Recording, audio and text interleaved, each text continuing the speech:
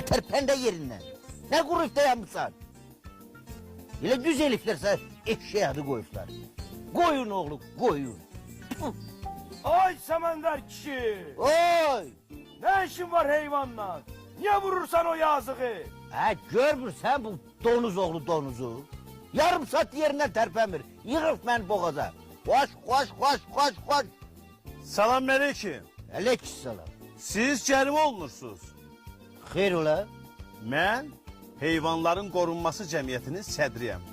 Eşşəklərin bax məhz bu növü qırmızı kitaba düşür. Siz də ona işgəncə verirsiniz. Ona görə də cərimə ödəməlisiniz 20 manat. Tez elə, tez elə. Hala götür. Ya eşeğin bir eşek. Niye terpenmirsen? Sana göre zibile düştü mü? Başa düşürsen al payını. Al payını eşeğin bir eşek. Al payını. Ala bak bu sana azdı desin. Ala bak. Selamünaleyküm. Aleykümselam.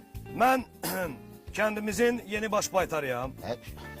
Eşeğiyle böyle davranmanıza göre 40 manat cərimə olursunuz. Axı ben sözün açığı istəyirdim. Ben size deyirəm 40 manat.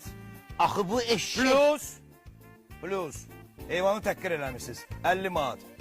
Veriyorum. Sana götür. Ya nedir? Mən kolxozumuzun sədri kimi səni cərimə etməli olacağam. Bəli, bəli. Eşşəyə bədən xəsarəti getirdiyinə görə. Ala götür.